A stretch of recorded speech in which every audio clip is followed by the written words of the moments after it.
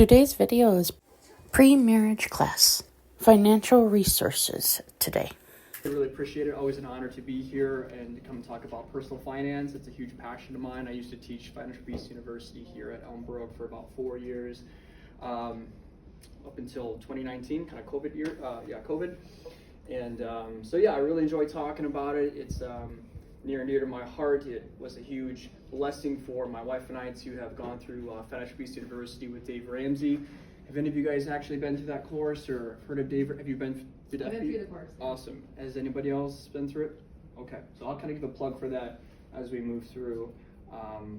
So a lot of my material is going to be heavily biased towards Dave Ramsey's principles. There are many different personal finance and financial strategies out there, right? So this is one of many. I'm obviously biased to that because I taught the material and I think it's a good philosophy and good way to kind of live your life. So I'm just these are recommendations, right? So if you're doing something different, don't feel like, oh my gosh, we're doing something totally different. It depends on what works for you, but if you're looking for a plan that's very simple and that will give you the most amount of, peace and less conflict, these principles and strategy is going to be one for you. All right, so we'll talk a little bit more about Financial Peace University as we move through. So if you have any questions during the talk, please shout them out. Let's keep this really informal, and I'll be happy to answer any questions you guys might have. Or if I can't get you an answer, I will dig around and get you one soon if I can't answer it today.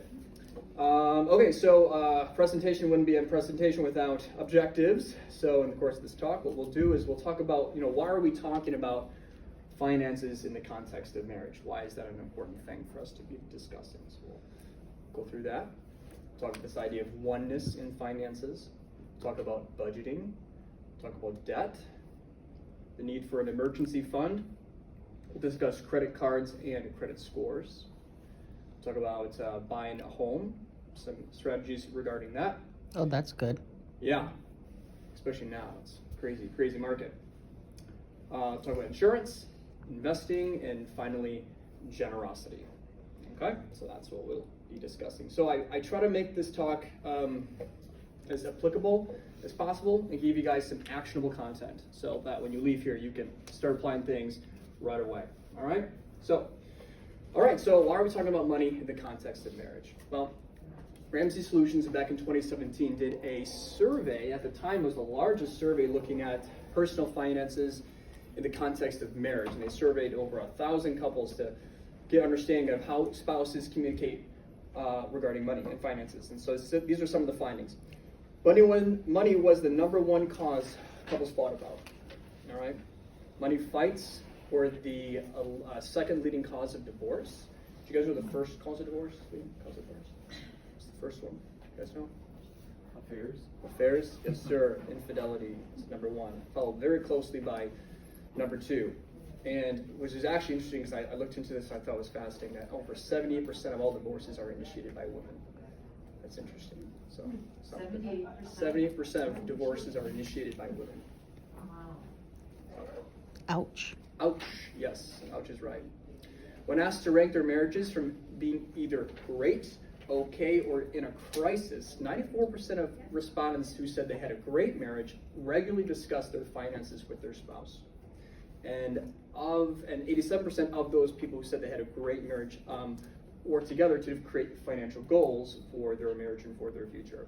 So in contrast, of those who said their marriage was just okay or in a crisis, only 45% of them discussed their finances with their spouse. So we can infer from this study that healthy conversations around money leads to healthy marriages.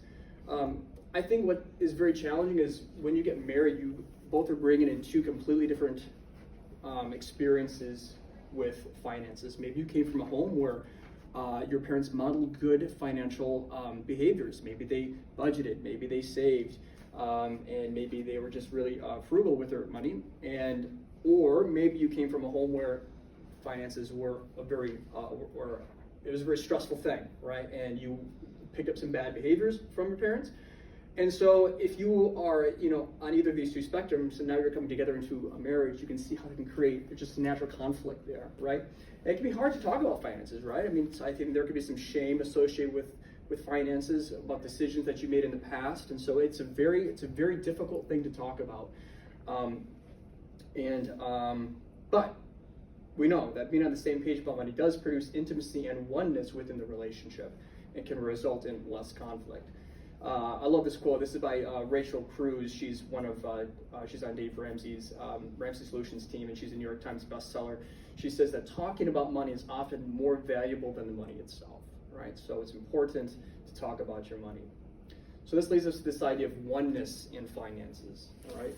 And I love this text in Genesis 2. For this reason, a man will leave his father and mother and unite to his wife, and the two shall become one flesh. So no longer are you using language like, well, it's my money and your money, it's my debt, it's your student loans, right? It's your car payment. We're saying things like our debt, our money, our student loans, right? Our mortgage, right? So the language does change. So therefore, it's strongly advised that when you guys get married, that you combine your finances, right? You combine all your operating money out of one checking account. So we don't have two separate checking accounts. You have one checking account, right? And so do that after you get married, of course. So this physical act of combining your resources facilitates better communication. It forces trust between the two of you, and it helps you practice the covenant that you made with each other when you guys got married, right? I love the old Puritan vows. They would say, "Unto thee I pledge all my worldly goods and possessions." They used to say that during their vows, and I wish they would bring that back, but it's not as vogue. But you get the idea. So essentially, when you're saying, we're combining our finances, you're essentially saying we're all in, right? I'm all into this. I'm all in. You're all in. No one's going anywhere, and we're gonna do this together, right? So it's a really good way to create a lot of oneness and intimacy, right? We talk about that a lot in probably a lot of these classes.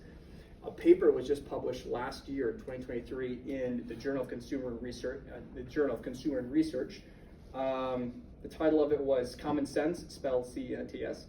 Common Sense, Bank Account Structure on Couples Relationship Dynamics. And the researchers found a strong causal relationship that couples who merge their finances tend to be happier than those who don't. And so they found that the married couples who have a joint bank account not only had better relationships, but also they fought less over money and feel better about the household finances, So that's pretty cool. It was actually really well done today. I was kind of reading through it. It was like over 1,000 people and really high powered and really strong causal relationship. So combining your finances also helps create another layer of accountability as well, right? So what was interesting, if we go back to that one study that I referenced earlier by Ramsey Solutions, the groups who said that their marriage were just okay or in a crisis, 1 in 3 of the spouses admitted to hiding purchases from their spouse. Right? So if you have a joint checking account, that creates kind of a hedge around your marriage and guards against behaviors that could lead to financial infidelity. Okay? So it's just another layer of accountability between the two of you. Okay? So moving on to budgeting. Depending on where you grew up, that word could be like a cuss word, or it could be, you guys are getting really excited about it because you guys have your spreadsheets and you're super budgeters, and that's great. But simply put, budgeting is a written plan telling your money where to go rather than wondering where your money went, right? That's pretty much what it is.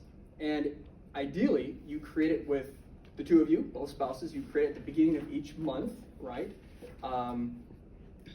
And we call that the budget committee meeting, all right? So how it looks in our home, where let's say it's February 1st, my wife and I will get our budget out, and then we'll get our calendar out, and we'll sit down and we'll budget out make our budget in the context of what our month of February looks like, because every month is going to be different. Some months you might have more expenses than others, depending on if you have birthday parties or wedding showers or baby showers, whatever. So you need to allocate certain funds for different things, right? So you always have to make a new budget for the beginning of each month. And what we say in the class when I used to teach this class is that it takes a good 3 to 6 months of you guys doing this together to get really good at it. Because you're gonna make the budget, and then you're gonna go back and change it 4 or 5 times throughout throughout the month because you just maybe put too much in one category or not enough in another. It takes a while to get kind of the rhythm of it, and then now, like, it's been like 10 years since we've been doing it. It's like these meetings are really quick. It's like, what's going on? What do we need to do? We'll move things around. Yes, sir. Do you use an app at all to like help with that? Great question. Yes. So there are a couple apps. I recommend Every Dollar. It's by Dave Ramsey. He probably recommended it in the class. It's a free app. It's a really nice app. It's a zero-based budget app, which means that you have to account for every dollar, right? So when you put in all the categories, at the very end, you should have zero money left because every dollar is accounted for. And so if you fill in your budget and you're like, oh, I've got $200 left over, it's like, no, you just didn't allocate that $200. Because if you don't allocate that, that money's gonna be gone, right? So you gotta give that money an assignment and put into a category so that way you're not losing track of that money. Or if you're over budget, well, then you gotta make some adjustments to try to get yourself on track. Yes, so I would recommend Every Dollar. I think that's in your handout. Mint is also another option. That does, I think, give you the option to do a zero-based budget as well. So Mint's another good option if you like that too. I think that is still free. This is a non-negotiable activity. No matter how you do it, spreadsheet, apps, paper, doesn't matter. You guys have to do it. You have to do it. If you want to win with money and win in your marriage, you guys got a budget. Okay. Now, this is kind of an overgeneralization. There are two different types of personalities, and in the class we talk about nerds and free spirits. So the nerds, of course, those are the ones that love doing the budget. You have the Excel spreadsheet. You guys like writing out. You have your own algorithms, and you know it looks probably really confusing to other people that look at it, but you got it all figured out, right? Which is great. So you guys really like to do the budget. You like the numbers, and that's your gift, and that's great. Then you have the free spirits, which they're just like, hey, whatever, man, like, you know, to them budgeting is really challenging, right? So you could be totally opposites, right? Well, one person's the nerd, one person's the free spirit. You could both be nerds, or you could both be free spirits. That's kind of the most dangerous situation when you both are free spirits. In which case, you probably want to get an accountability partner to help keep you guys on track. But my recommendation is, well, first of all, do you guys know who you guys are? Nerds and free spirits. Like, where's my nerds? Where's my oh, we got two nerds. Interesting. Ah, okay.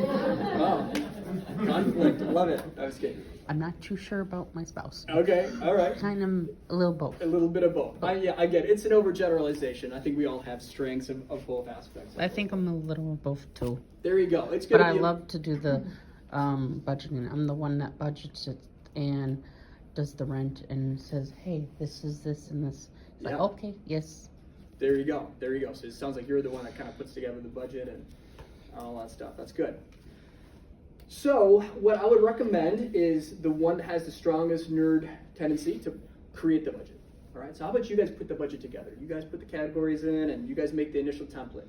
All right. And then what you can do is then you can present it to the nerd at the budget committee meeting, and then you have to remain silent. You don't say a word. You made it and you present it.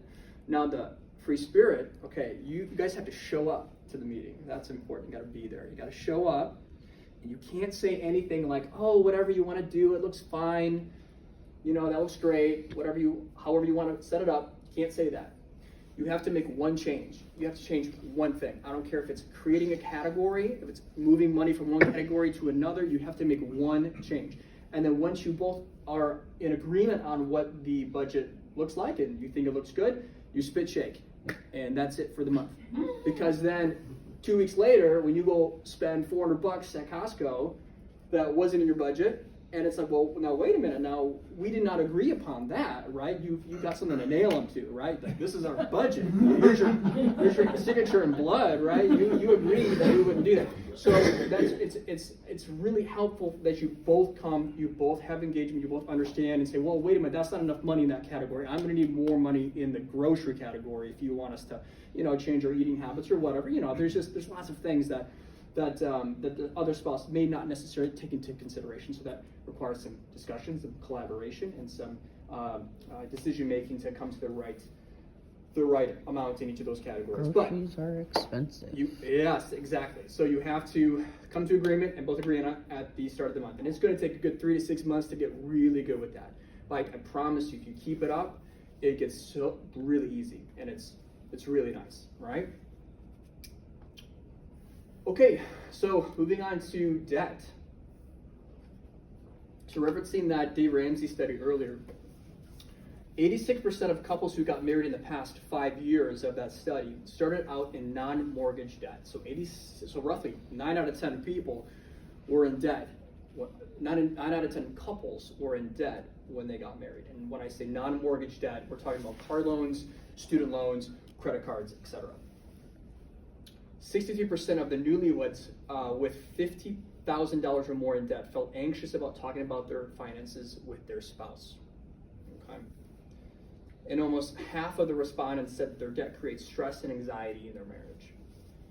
So we learned earlier that money fights and money troubles are the number one cause for conflict and fights in the marriage, second leading cause of divorce. So why not we just get rid of this debt altogether, right? Why don't you work super hard early on in your marriage to get rid of the number one stressor in your marriage that can create conflict, all right? So this is where my plug for FPU will come in. It's a phenomenal course. It's a 9-week course that walks you through a lot of the stuff that I'm talking about here, but the big thing is the push to get out of debt and stay out of debt, okay? Because debt really is one of those things that just really robs your future and can create a lot of conflict, especially if a lot of it, okay? So they offer that class here. You can also just go to the Financial Peace or like Ramsey Solutions website and take the class there, but it's cheaper if you do it through Elmbrook. It's like $85 compared to like $140, I think, if you go to the website. And so they offer it like twice a year. And you can just do it virtually online. But I strongly recommend you do it in the class when they offer it here, because you get to, meet with other couples and you get to find out, oh gosh, like we're all in the same situation. I don't feel so bad about where I'm at, and you can encourage each other, and it's a great collaborative environment. So I strongly recommend that class either before you get married or shortly after you guys get married, okay? So that's debt. Moving on to an emergency fund. So it's important that you have an emergency fund for unforeseen large expenses. And so the recommendation is that you have a 3 to 6 months of 3 to 6 months of funds set aside for those expenses. When I say just like 3 to 6 months means like if you were to like lose your job, how much does it cost you to run your home for a month, and multiply that by either 3 to 6. So it's not 3 to 6 months of your salary, it's 3 to 6 months of what it takes to operate your home. Rent, electric, groceries, gas, that sort of thing. So if no more money came in, could you float for 3 to 6 months while you are trying to transition into a new job, okay? And so you have to also decide what like constitutes an emergency as well, right? So like Grubhub showing up, right? Not really an emergency, right? We just recently had because I bought this new home last November, and had my sump pump broke, and all the snow's melting. So I had some water in my crock, and I was like, whoa, that's really high. I need to like replace this thing. So that turned out to be a little bit of an expense, but fortunately I had an emergency fund, right? So that you could just tap into that, and it's not that big a deal. Or a car repair that comes up, right? So depending on your home and what you make, to give you an idea, it's somewhere probably between $10,000 to $20,000. That's probably what you're looking at with regards to having an emergency fund set aside for those expenses, okay? And of course, obviously, if you can cash flow expenses as they come, that's great. But we're talking about the big stuff, right? When there's no money coming in at all. Yeah, if you lose a job, right? If you lose a job, it's a huge, COVID, that's a really big deal. 8 out of 10 Americans live paycheck to paycheck. 8 out of 10 live paycheck to paycheck, meaning if you miss a paycheck, you lose your job, that's a big deal, right? That's a big deal. If you got payments with regards to like student loans, car payment, mortgage, other financing that you're doing, you lose that income. All right, now you're in a lot of trouble, which is why it's a good idea to get rid of that debt, so that way that removes that that stress of the added stress of losing a job, right? Mm-hmm. So like we saw with COVID, people lost their jobs, and you have these 8 out of 10 people that are living paycheck to paycheck, you're in a lot of trouble. So what we saw a lot too was a spike in people tapping into their 401ks during that time period, right? So they're contributing to their 401k, but they had all this debt, but they had to make payments on all this debt. So they cashed out money from their 401k. And if you do that, you're not only paying the 10% penalty, but also your tax bracket, right? Your taxes on that. So you just borrowed money from yourself at a 30% interest, essentially. You know what I mean? It's crazy. So think of an emergency fund. It's not an investment. It helps protect your investments, right? It helps protect your 401k. All right, because you use that money to pay for the big expenses that you don't have to go cash out your savings for. Okay. All right, so next up is credit cards and credit scores. All right, let's talk about credit score first. A credit score, they should call it a debt score, but that's not as sexy. So a credit score is essentially your interaction with debt, how much debt you take out, and how good you are at paying back your debt. All right, that's essentially how it's calculated. There's some other ways, other formulas that they use to calculate it, but essentially the number is just indicates your interaction with debt. It has no indication of your overall financial health or your net worth, right? It's just how much debt you take out and how good you are paying it back. All right, and it's crazy. You watch like commercials like tonight with the Super Bowl. You'll see all these commercials on like, oh, I raised my credit score by like 200 points. It's like, well, that's great. Like, how much did you have to borrow and pay to get your credit score that high? So it comes down to the question of, okay, well, why do we need a credit score? Well, obviously, buying a house is probably the biggest reason, right? If you want to borrow money to buy a house, you could use a credit score. All right, that's a reason. If you want to finance a car, you would need a credit score. But you could pay cash for a car, or you could do what's called a manual underwritten mortgage that doesn't require a credit score. So there are mortgage companies out there, and by the way, JP Morgan is another one.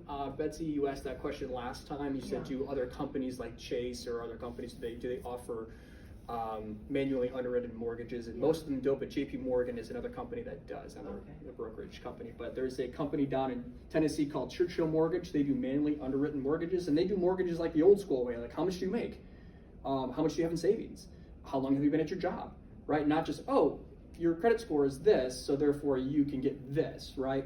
So it's less of like a plug and chug formula sort of thing. It's more like, let's look at the hard things that actually indicate your ability to pay back a mortgage. So you don't necessarily need a credit score. So that is kind of a myth, right? A lot of people think you need the credit score. You don't necessarily need the credit score unless you are going to be borrowing money. Okay. So that brings us then to credit cards, which are, I guess, a good way to build credit if you wanted to have a credit score. If you take the class with Dave Ramsey, he is like, credit cards are the devil. You should never have them. Cut him up. And he's aggressive, but that's his thing, right? Getting out of debt. And I would say that my opinion on that has kind of changed over time, or maybe just softened a bit. There are some pros and cons to credit cards. I'll talk about the pros. Yes, it is an easy way to build credit, right? Use a credit card that helps, and you pay back your credit, or you pay off your card. You can accumulate credit. There are rewards and points that are associated with that, so that is true. And it also increases your purchasing power. So if you don't have the actual physical cash to go buy something, you can just use your credit card and to purchase that item, right? Now you still have to pay that back at some point, but you can at least purchase that item right now, all right? So that is, I guess, a plus.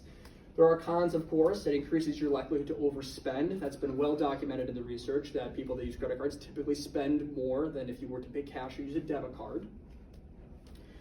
We have some high interest rates, right? So if you miss a payment, that could be a problem. That $5 latte just got a whole lot more expensive if you miss a payment. And obviously it increases your risk of going into debt. All right. So what I would say is this: if you have had a credit card for a long period of time, if you don't have any consumer debt or don't have any history of going into credit card debt or consumer debt, and you are extremely responsible about paying back your, paying off your credit card at the end of each month, and you're budgeting really well, and you enjoy the rewards that you get from your card, fine, that's fine. But just know that if you continue to do that, that's still a possibility of you overspending and going into debt. So there's always just a risk associated with that.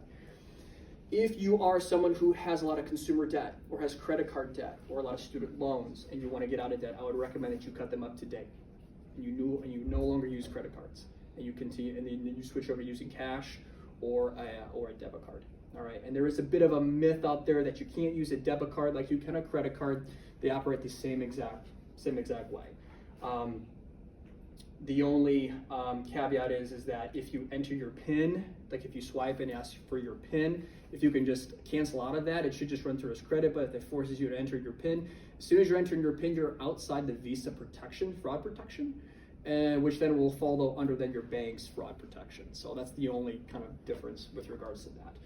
But they'll say, oh, you can't rent a car with a debit card. That's nonsense. I've rented many cars with my debit card, and it's, it functions just like a credit card. And I think there are some banks too that offer cash back and rewards on debit cards too. So if that's your thing, you can look into that. All right. So they're virtually interchangeable. Just one won't take you into debt. Yes, sir. I think one thing that's important to note about that credit versus debit card is a lot of times now small merchants are charging credit card fees when you swipe now because they're getting hit so hard with credit card transacting. So sometimes you pay more if you do a credit card versus a debit card. Interesting. And you won't make back your credit card points. Exactly. It won't offset. It won't offset. Interesting. Yeah, Totally. We were at a restaurant where they did that. They had a little sign at the catch-out, or the checkout, saying they were adding 3 or 4%, whatever it was. Use a credit. Interesting. See, so Pay cash. lots of person paying cash. Yes. Are there any like tax ramifications from doing one or the other? Like I'm thinking of if you pay like a vendor or something. I don't know if you run into that. In the sense of tax, like in what sense? Well, like the credit card company would pay the vendor, and you're paying the credit card company. So like any type of 1099 that would need to be sent to a vendor or things like that. No, but what would this sort of is a little tricky. When you fill out your taxes, they ask you about rewards points. They ask you about, did you make any money gambling? Did you win the lottery? Did you win a scratch off or something like that? You have to report that. So theoretically, if you get like a check back from your credit card company, like, oh, here's $800 for, whatever, you theoretically have to report that. And that goes against your AGI. I never have.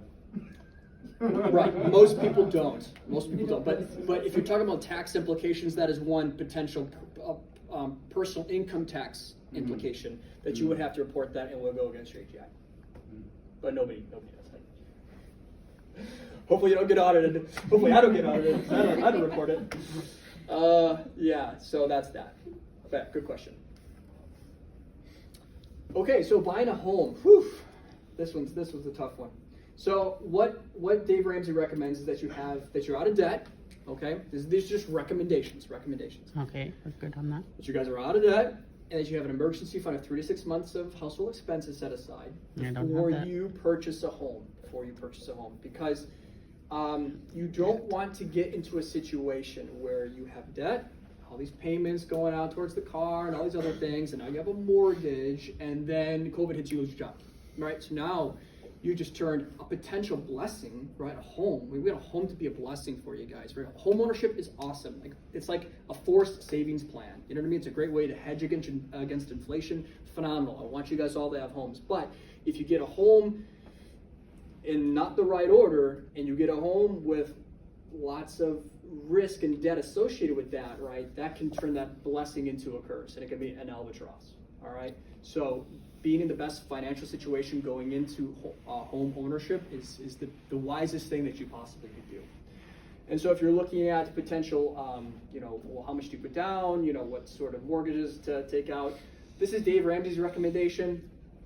I think it's a little bit extreme, but that's just my personal opinion, but he recommends putting at least 10% down on a 15-year fixed with the mortgage and interest being no more than 25% of your take-home pay.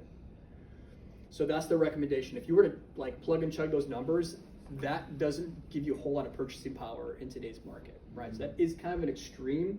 I think the whole point of that though is just to say, okay, you don't want to overspend. You don't want your mortgage payment to be half of your income, right? And again, in this market, it's crazy. Prices are high, interest rates are high. That's very unique, right? It's a very unique home market right now. I think we're seeing some corrections a little bit, which should be good, but yeah, you don't want to get locked into this massive mortgage payment to where now it forces both of you to be at work and working You know what I mean? Maybe you want to be like, okay, well, I would love to stay home with the kids or have children to stay home. I think that's a great, whether that's the husband or the wife, it doesn't matter.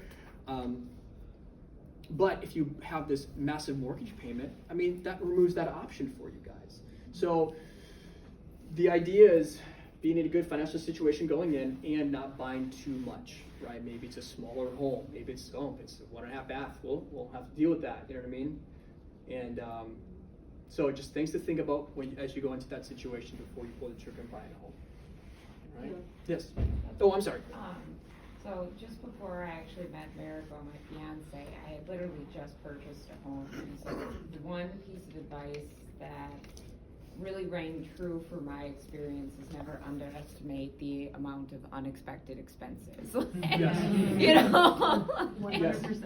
Yes. Yeah. Great example. People talk about, well, I'm paying $2,000 a month in rent, and I could be putting $2,000 towards a mortgage and building equity. Yeah, theoretically, but like stuff like, I just bought this home. I bought this home in November, and even before that, I had a condo. And like, there's stuff that comes up. Like, you gotta pay a lot of money for things. You know what I mean? It's very expensive operating and owning a home. All right. Then you got the roof, and then maybe you had we got to do the windows, all this maintenance stuff. So that's an excellent point. It's not like a one-to-one relationship. It's much more expensive to operate a home than it is just to rent. Plus, you have to pay taxes, property taxes, more insurance. So Property taxes are stupid. what's that? Property taxes are stupid. They Depends don't. where you live. Definitely depends where you live. So yeah, you Waukesha? Milwaukee. Oh, Milwaukee, yes, Milwaukee and Waukesha. City of Waukesha. They're very high. So all these things you got to take into consideration. All right. But again, home ownership is great. It's a huge blessing. And don't look at renting. I know rent's high. Rent is high, but you are saving money renting, right? And it's like, it's like camping. It's temporary. You're not gonna do it forever. You know what I mean? And plus, once you get married, you're gonna need some time to figure out how close or how far from the mother-in-law, you want to like set up shop. You know what I mean? So you might be moving out of state. I don't know. So don't. So don't miss the fun of renting, and don't feel like you're getting behind, because you're not. You're not. You really aren't. I strongly recommend take the class, get out of debt, work hard to get out of debt. I was in grad school, came out of debt, bought a car right away. Oh man, like we just did everything wrong. My friend was in law school. He's like, have you heard of Dave Ramsey? Like, yeah, who hasn't heard of Dave Ramsey? He grew up at the church, And he's like, well, we started the FPU thing, and like I'm paying off all my student loans, and it's just like been, we're on the same page on money. And so my wife and I, we took the class, and like immediately, like, all right, we're all in, we're doing this. And in 18 months, we paid off all of our student loans and our car. And but it's like you're working hard. Like, you're not going out. Your budget's super tight. You have no life for like 2 years. It's crazy. But on average, two years. That's how long it takes most people to get out of debt, depending on your situation. So if you guys agree to that, it'll change your life. It'll change your life. I guarantee it. All right? And it can be done. It looks insurmountable. You're like, oh my gosh, how are we gonna do this? You can do it. You can totally do it. What happens to date night in those? Oh, date night. Date night right there. Yeah. On the floor, because we sold all of our furniture. Yeah. Sold everything. She wouldn't let me sit on the cat though, unfortunately. Anyway, so that's that. All right, insurance. See, isn't this exciting? Insurance. See, we're adulting, talking about fun things here, like insurance. So insurance is essentially just transferring risk, right? You're taking the risk off of you and put it on the insurance company. We want to transfer the risk for the big things, right? The big expenses. So like car insurance, the biggest thing you want to do is to increase your personal liability. I just want to continue this because I think I did reference a range on there for you guys. 250, 500, and 250. That's a really good ratio to have. Essentially what that means is, let's look at the personal liability. So personal liability is if you were to get in a car accident, and let's say there were 3 people in the car and it's your fault. 3 people in the car that you ran into or collided with or whatever. And all 3 of those people need to go to the hospital. Your personal liability covers their hospital bills, okay? Not the damage to their car, but their hospital bills and their hospital expenses. And if you have 3 people that go to the hospital, you can easily rack up a lot of money. All right. So if you only have like 100,000 personal liability on your car insurance, you're gonna need to jack that up, because let's say the hospital bill is 200,000 and you only had 100,000 personal liability, you're on the hook for the 100 grand. All right. So you want that personal liability to be a minimum of $500,000, a minimum per accident. Now I'm glad I don't drive. Yeah, I guess that's one benefit to not driving, I guess. So yeah, $500,000 personal liability. On top of that, you could also get an umbrella policy, which you can combine with your home and your auto, okay? Because you also have personal liability for your home, all right? So if like neighbor kid comes over, your dog bites him, or he's jumping your trampoline, breaks an arm, it's your fault. And people can sue you for that because it happened on your property. And so let's say it's $500,000 hospital bill and you only had $250,000 personal home liability. You're on the hook for the $250,000.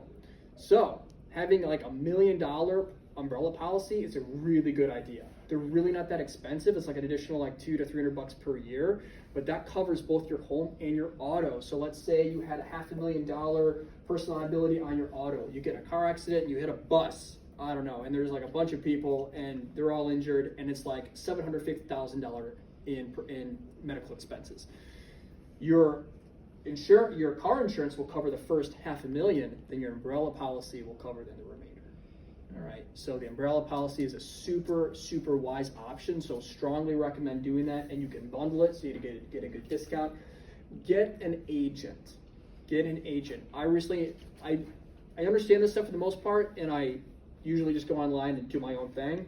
But then I got an agent who actually was a patient of mine, and so we were talking insurance, and so then he became my agent. And he knew stuff that I had no clue on. He's like, you're gonna want this, you're gonna want this, you're gonna want this, you don't need that, you need this.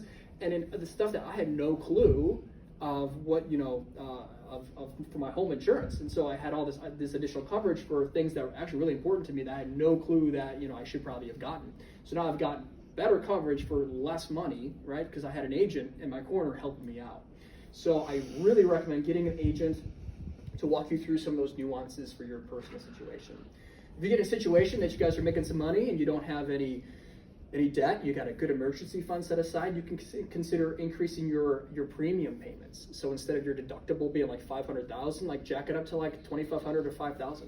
Because you can cover the small things. You can cover the dent in the window, you can cover hitting a deer and maybe paying $1,000 for whatever, because you have your emergency fund. But if you then start to run that through your insurance, your premium then starts to go up, and once it goes up, it's not coming down.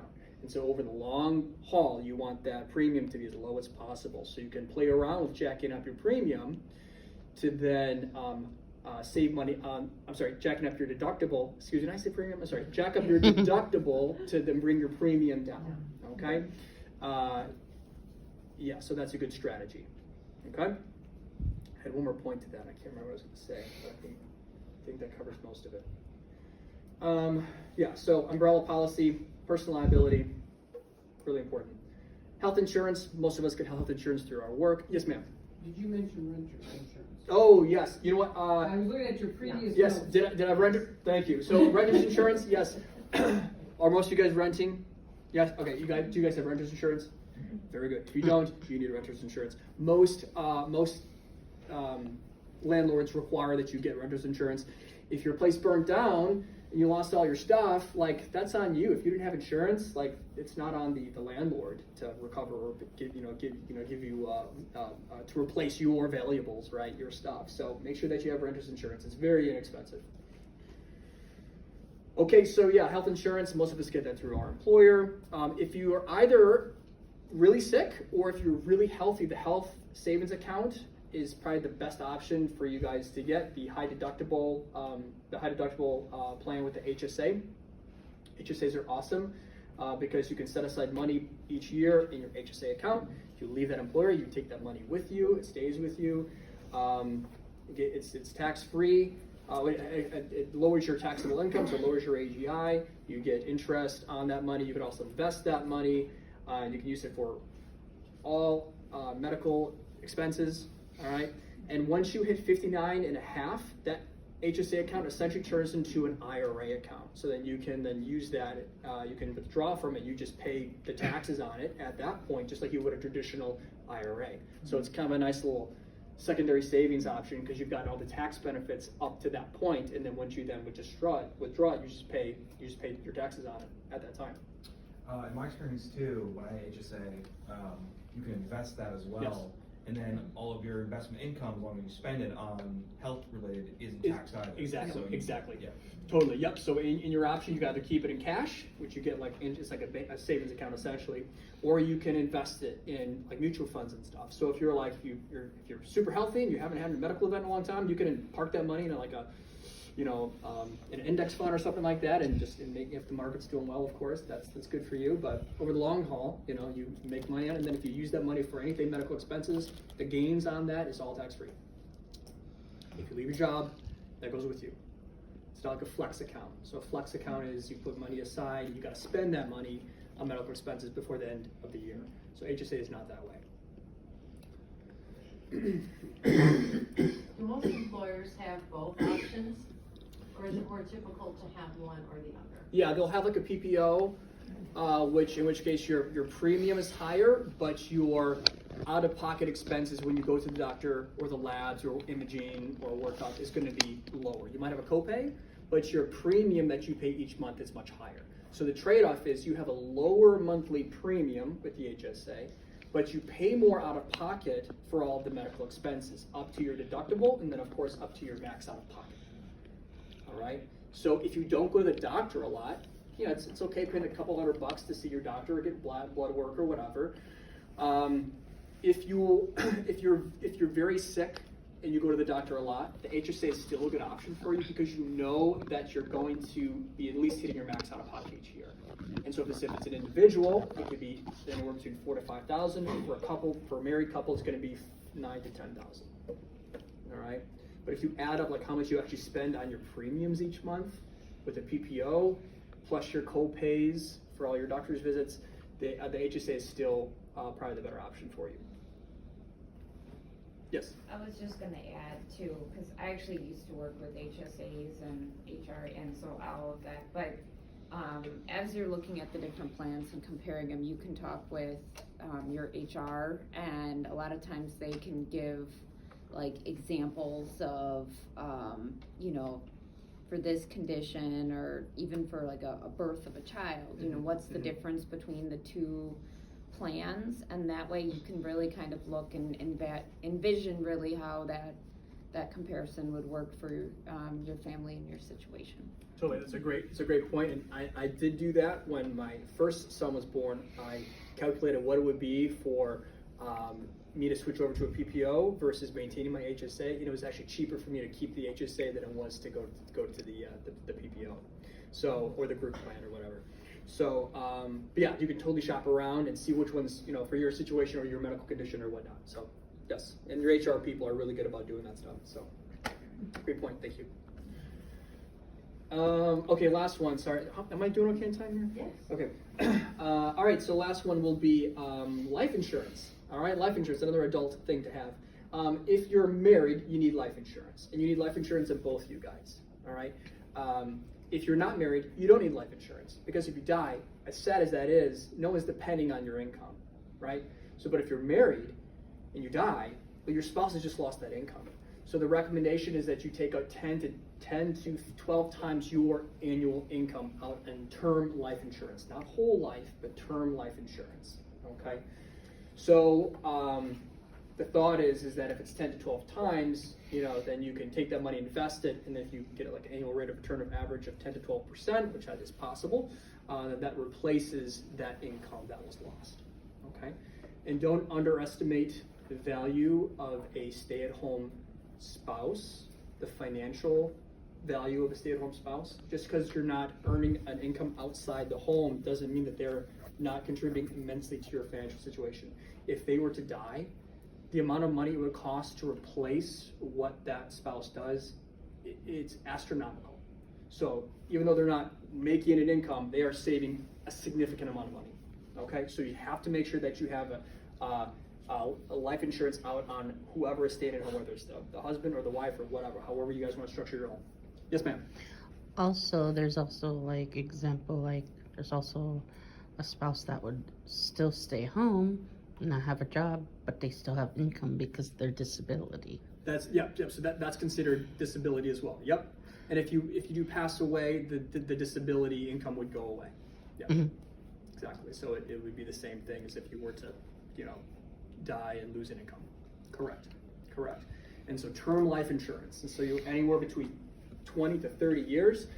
Don't get whole life. Anybody work for Northwestern Mutual here? Okay, there we go. All right. Anyway, don't get whole life. Don't get whole life, because you don't want to confuse investing with savings. Your savings is your 401k, your mutual funds, your Roths, that sort of stuff. Your insurance is your life insurance is simply to cover the death, to replace that lost expense of someone who dies. And so the fees that are associated with whole life or universal life, they're much higher than you would pay in term life insurance, because the idea is that you're paying less in term, frees you up with more cash. You take that extra cash, invest that money. You're going to make more money in the open market in a mutual fund than you will in the return that you will get from whatever product that you get from whole life or universal life. So that is my argument for that. Yes, sir. I agree with you. Okay. My advisor tried to talk me into getting whole life, and before I bought in, I asked him how low my premiums could go to maintain the policy. Sure. And it was still like $400 a month. And I'm locked in, whatever it was, 30 some years. And I'm like, I can't pay less than $400 on this policy per month for 30 years. Yeah. And then it just didn't seem like a then, good decision. Exactly. And then what was the rate of return? Not very high. I have no idea. Exactly. Well, Yeah. Well, so here's the thing. Let's say we take a whole life policy that's a face value of $100,000, and you're paying, let's say $200,000, and you pay $400 a month.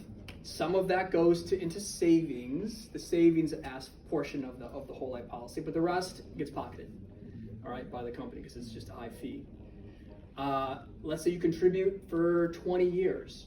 All right, and you build up a savings of, let's say, $50,000 in this savings account. All right, you die. Then the company writes the check for the face value for the $200,000. What happens to the $50,000? They keep that, so you don't get that back. My term life insurance right now for $1 million is $33 a month. That saves me then $370 to invest on the open market, where I can make way more on rate of return. Plus, life insurance is not a long-term thing. It's just a bridge to cover the lost expenses of a spouse that dies. Let's fast forward 30 years. Your house is paid for, you're out of debt, you have, let's say you guys invested well, and you're sitting on at least $1 million or $2 million in your 401ks. Do you need insurance at that point? Do you need life insurance? No, you don't, right? You're sitting well. You don't have any debt. Pay for a house, a couple million in your accounts. You're good to go. It's just to cover the lost income during that time period. All right. So it's not like a whole life sort of thing. You don't need life insurance at the age of 90. That's what your 401k is for. You'll be just fine, right? So, not a long-term thing. Last thing on this is everyone needs a will. All right, everyone needs a will. I don't care how old you are, you need a will. You get a simple will, U.S. legal forms, Mama Bear legal forms. They're really inexpensive, under $150 to create a will. Simple will, state-specific simple will.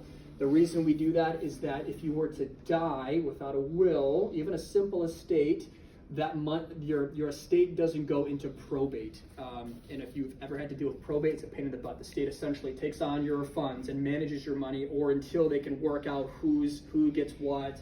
It's a pain. All right, it's a long process. But if you have a will that simply says all my assets go to my spouse, all right, that's really simple. All right, really simple strategy. And especially as you get older, let's say you have children. You want to think about getting a trust as well. A trust is really important, so that works in conjunction with your will. So we have a trust. If we just had a will, let's say my wife and I were out, I got in a car accident, we died, my two boys. When they turned 18, they would just get all of our money at 18. That's life insurance policies, 401ks, whatever wealth we have created at this point, they would just get at the age of 18. And I don't know how you guys were at the age of 18. And if you guys were just handed a check for a couple $1,000,000, could be a life-changing event for you in not a really good way, right? So a trust can be really helpful because it divvies out, it gives you parameters Guidelines. of how you can disperse your money. So at 18 or at 16, they can take some money to buy a car if they want it. At 18, if their 529s don't cover their college, they can take whatever they need for their college education. They get another lump sum at 30, and then they get the remainder at 35. So they have to work, right? They have to get a job. They have to put in a little bit of effort. They can't just take this money and be like, oh, I don't need to work the rest of my life, right? So it's a way of guarding, I don't know, it's a way of protecting your children from giving them a gift too soon that they can't handle, right? And so it's really something to think about. They're like $1,500 if you want to get one done.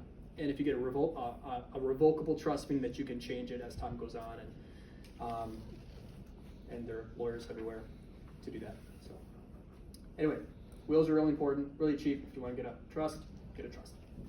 If you have kids. Or a really complicated estate, right? If you come into a lot of money, that would be really helpful to get trust. All right, so then investing. Okay, yeah, so investing is another thing that you want to do after you're out of debt and after you have your 3 to 6 month emergency fund set aside. Because you don't want to be putting money into your retirement when you have all these other, debts or outstanding, like risky, in a sense, debt is essentially risk, right? So if you have all this debt laying out there, that's just a risky situation. So you don't want to be putting money in something that you can't access until you're 59 and a half, or if you did access it, you'd be paying 30% on what you ever take out, right? So it's a good idea to have your debt gone and have your emergency fund set aside before you start investing. And the recommendation is about 15%. And if you're young, the Roth is the best option. So most companies offer a Roth 401k. That means you pay taxes up front and then you put the money into the Roth and then it grows tax-free, all right? Versus a traditional IRA, you get the tax benefit, the tax break, you don't pay taxes on it, so it grows with the additional money that you put in there because you didn't pay the taxes on it. But then once you withdraw it, you gotta then pay the taxes on it. And so I always recommend the Roth for people. The reason is that most of the money in the account at the end of your working life is going to be growth, not your contribution. Let's say you contribute $200,000 towards your Roth over time, but then when you retired, it's $1 million, all right? When you withdraw, it's all tax-free. You've paid the taxes on the $200,000, and then the growth then is still all then tax-free. If you have a traditional IRA, let's say you contribute $200,000, but then it's tax deferred, and the end of the account it's going to be $1 million. If we use the same numbers, it might be a little bit more because you're not paying the taxes. But at the end of your working life, you have the growth, and then once you withdraw money on that, you pay taxes on the entirety of the account plus the growth. Does that make sense? So you're better off paying the taxes on the contribution and then being tax-free on all the withdrawals after that. Because most of the money in the account is going to be growth anyways. So the Roth is the better option. Plus, there's no mandatory withdrawals on it. So you can just let that money sit and grow without taking any money on it. There's mandatory withdrawals with the IRAs. So every 10 years you got to take out. So it's a bank account? No, it's an investment account. It's Investment account. it's usually with your employer. So your employer will offer a 401k, and within the 401k, there is a Roth option and then a traditional option. So these accounts are just ways that you can invest money, like in mutual funds. Think of it just like a coat over your investment. So the 401k is the coat over the investment, and the investment is either going to be a Roth or a 401k. Okay. All right. So I recommend the Roth. That's probably the best way for you guys to make money and keep your money without the government taking most of it at the end of your life. And don't invest in things that you don't understand, right? So I would recommend getting an advisor, preferably one that doesn't sell insurance at the same time. So get an investment advisor to walk you through it. You never want to invest in anything you don't understand. It's really important. So you want to research it, and you want to feel comfortable about what you're putting your money into, okay? I think that, any questions on that? Okay. So finally here, giving, okay, or tithing, all right? So if you are a follower of Jesus Christ, this is just part of our worship, right? This is Proverbs 3:9. Honor the Lord with your wealth with the first fruits of all your labor. And again, in Leviticus 27:30, a tenth of the produce of the land, whether grain or fruit, is the Lord's, and it is holy.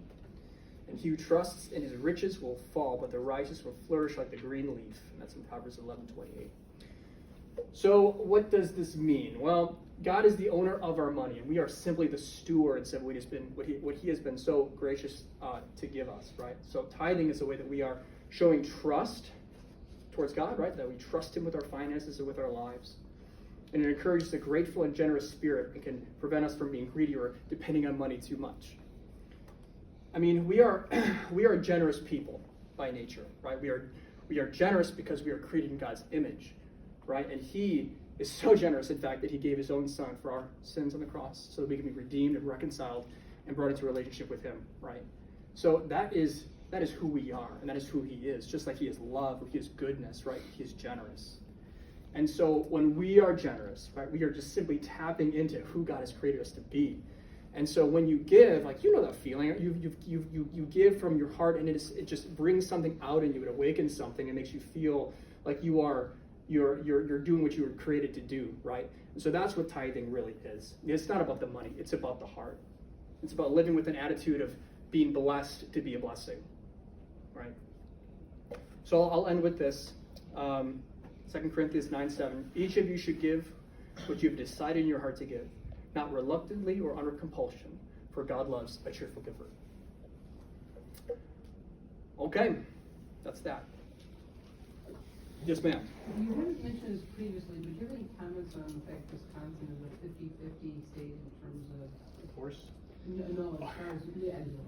Yeah, well, that is true. 50-50. It's down the middle. No, I'm just saying as far as how that works with finances. Because if it's different than different states. Can you expound on that a little bit in the sense of? For example, if you were had like a work pension, for example, Mm-hmm. your spouse has to sign off on that because Wisconsin views your marital income as 50-50 throughout. So, or if you go out to do a loan, your spouse needs to be aware of it. Yes. and acknowledge it. That is not true in all states. Wisconsin is that way, but it's not that way in Michigan and some others. So just as a slight caveat, it should not matter, but it is a difference in this state than some others. Sure, that is true, and in a sense that works to our benefit to some extent, right? Because it means that you just can't go, I'm just going to go take out a loan and buy something, right? Your spouse needs help you need your spouse's approval on that. When we bought our home, my wife needed to sign as well as me on the contract for the loan, for the mortgage, right? So yes, that is true. That is actually a good thing, and I think that's a very good thing. I think it's a great thing, and but it's not the same everywhere. It is not the same everywhere. I think that protects, that protects the more vulnerable party in the relationship, whether that's the male or the husband or the wife. So whoever is maybe not working or doesn't make as much money, it helps protect them, and that also too in divorce law it's 50-50 in Wisconsin too. If you get divorced, which maybe you guys will, you will divide your assets up 50-50. There are some nuances to that if you had a lot of money prior to, and if you were, if you divorce after like a shorter period of time. So if you have money going into the marriage, and then you initiate your divorce like 2 years into your marriage, then there are some laws that do protect the person who brought that money in, that only the wealth that was created from the point of marriage up into those 2 years gets divided rather than the money that was there previously. But then that goes away after a certain period of time of marriage. So anyway, I think so that's a good point. Thanks for bringing that up.